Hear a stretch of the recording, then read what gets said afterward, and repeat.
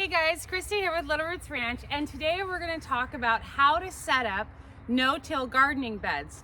And I'm very familiar with this because for the last 2 weeks, that's all I've been doing.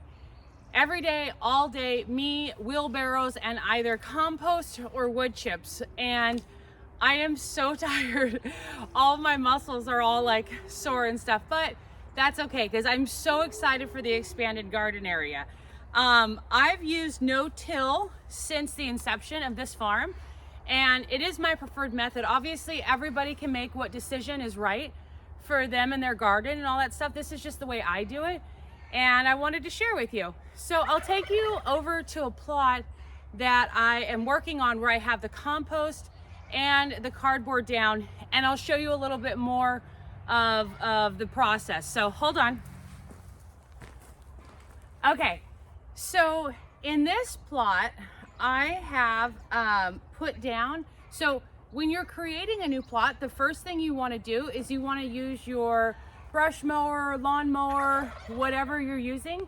You want to take the grass or whatever down to the lowest point, the lowest setting that's possible, because that'll be really beneficial in hindering those plants, because the existing vegetation, so that way it doesn't keep growing and grow through your cardboard or through your compost or whatever.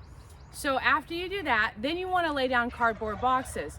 Now, cardboard is excellent. You want to make sure that you remove the tape and the staples and all that stuff, and you want to cover it by about a third, so like that.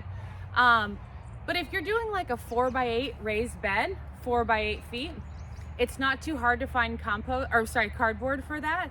But if you're doing an acre, it gets a little more difficult. I love generator boxes that I get from a local electrician. Thank you, Bayless Electric, because it's nice and thick and big, and I can cover a lot of space at once. So I really love that. So that's the second thing that you need to do. Remember, first mow, get everything nice and low, then get your cardboard overlapped, and you set it down.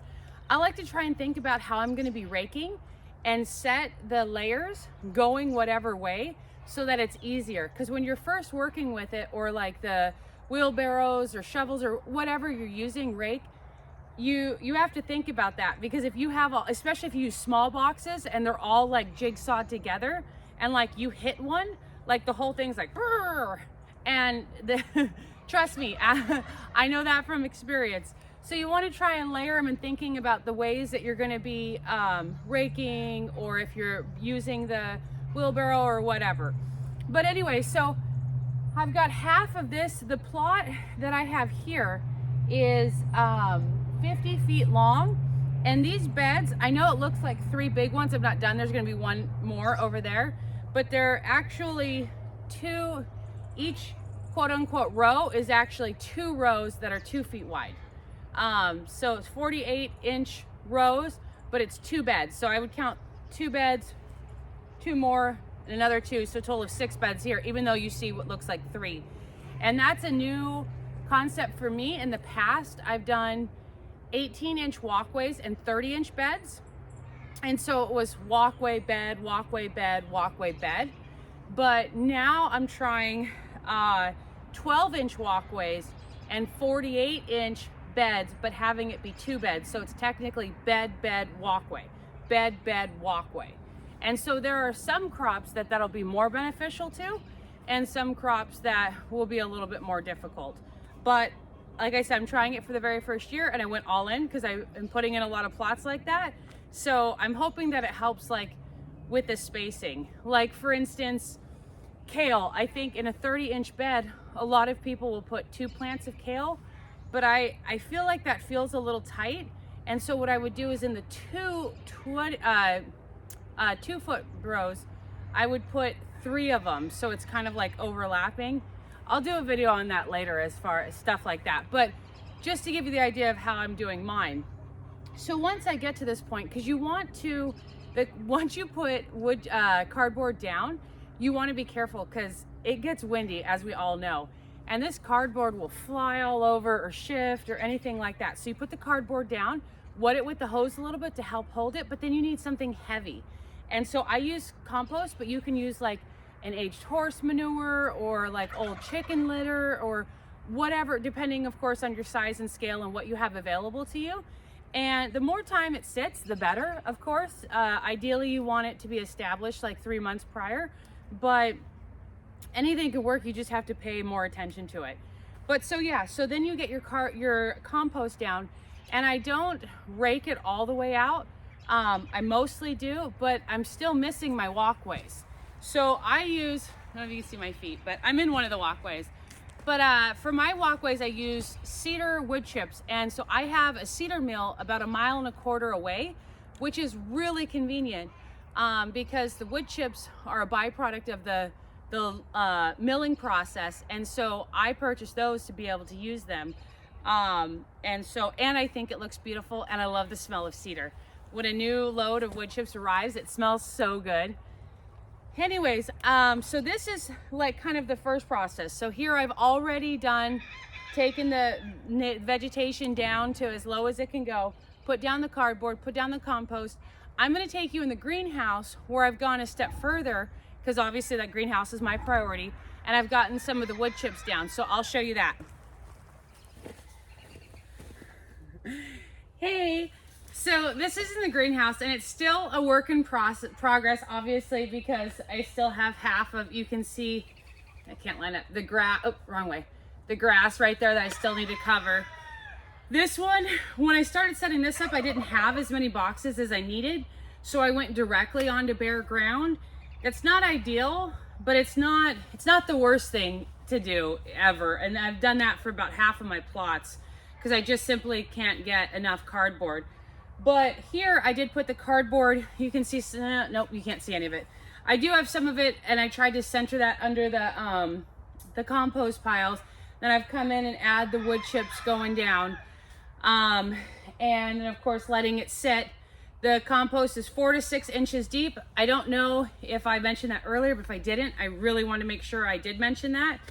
And yeah, the quality of job that you do in setting this up dictates kind of the work for the rest of the summer. And so for me, sometimes I have to get beds up a little bit in a hurry, or I don't have the needed amount of cardboard, because I could spend like a week driving around collecting cardboard boxes and still not have enough.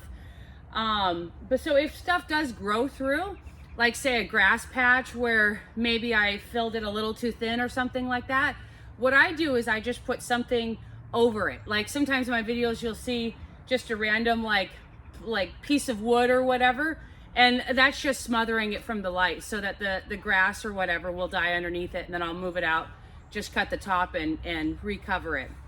But yeah, so as you can see, it looks so beautiful. Like I said, I've got half of it done. I'm really excited for this greenhouse. As I mentioned before, it's my very first year growing in it. But I'll show you one more plot where I've set it up. But there I didn't use any of the cardboard. So it might be a little extra work during the summer of making sure any plants that do get through are cut down or pulled or whatever. But it's just, that's how life happens, right? Compost is also really expensive, especially in the amount that I'm purchasing it, and same with the wood chips. So it's kind of like a give and take, and that's kind of what gardening is all about. Let's see, I'll turn the camera. You can see a little over there. So that part I have not finished at all. And so you can see some of the cardboard. I need to recut the grass over there because it's gotten because the grass obviously grows amazing in the greenhouse. But I need to cut that again and then finish with the wood chips and all that. But I'll take you to one more plot. So here's another set of beds that I'm opening up and working on. I've got the wood chips in. On this one, I didn't have the cardboard, so I went a little thicker on everything else. But I need to get these opened up. You can see the pig pool in the back. But you can see here all the wood. This was completely overgrown area. It was blackberries and Scotch broom and all that stuff, and it was just completely wild. And so we cleared a lot of it up, and it was pasture originally. It was just overgrown. But as you can see there, really thick on the compost. I don't know if you can see that. Really thick to smother out the grass and getting those set up. So there's a lot of areas that I still have to get finished, but this is the back one for pig garden. So ultimately, I've been working on a lot of stuff and I've gotten pretty far. Like I said, we're expanding the farm by 4.5 times its size last year. And it's funny because every garden is near a different animal. And so for ease, that's how we've named the gardens. So between the chicken run and the greenhouse, we've got, and I didn't show you that one because I haven't done anything to that yet. It's coming after the last 3 I just showed you. But we call that the chicken garden. And then between the greenhouse here and pig forest back there, we got pigs over there. We call that the pig garden. And then behind the camera is where the sheep are. And to the side, I call that the sheep garden because it's easy to identify each plot. And then the other garden is up at the front by my house. So I call that the people garden. So people garden, chicken garden, pig garden, sheep garden. And then of course the greenhouse, that's just the greenhouse. But anyways, I just wanted to share kind of a little bit like what I do and where I'm at. When I get everything set up more, I'll do like a formal tour and stuff like that. But it's a really easy way to start garden beds. I think historically or on larger scales, usually there's like a tiller used and you kind of come through and just till everything and stuff.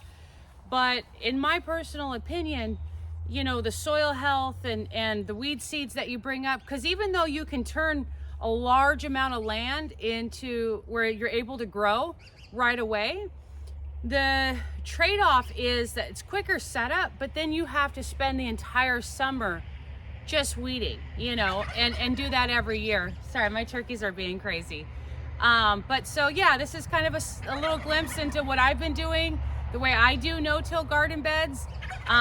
Especially if you're setting up a smaller area, I definitely recommend trying it like this. I've seen different ways where they do like more layers, like cardboard, compost, straw, cardboard, or maybe cardboard, compost again, and all that stuff. I think that would be great if it was a smaller area and you were letting it sit for a year. But for me, I always need to get into my plots right away. And so for that reason, I just do the cardboard and the compost, 4 to 6 inches of it. One thing to know when you have a thicker layer of compost at the top, it does shed water really easily. So especially with like starting seeds or something like that, you really want to be careful and make sure that you're watering it well in the dry period. Obviously during spring and early summer in our area, rain isn't, or water, you know, rain, whatever, isn't hard to come by. But if we have a heat wave like we did last year, you want to give it just a little bit extra attention. And once it starts mixing better with the soil and the earthworms come up and kind of do their thing and make their deposits and stuff, then it gets really great at holding soil and all that stuff. Another perk is that because compost should be black, they heat up a lot better, or faster I should say, in the spring, because obviously black attracts the heat. And so when the sun is it's not so warm, but it'll really hold in that heat, which is really great. I know southern gardeners have the opposite problem where they get too many or too much sun and heat and they don't want any extra. But up here in the Pacific Northwest, we'll take all the sun and heat we can get. So anyways, that's kind of what I'm working on. I can do more tours and stuff like that. If you guys have something that you want to see or whatever, like drop those down in the comments and I can make a video about that or share it. But yeah, happy gardening, and I hope that you are also opening up new plots and expanding your garden and growing more food and all that fun stuff, or growing some flowers or any of that stuff. So anyways, happy gardening.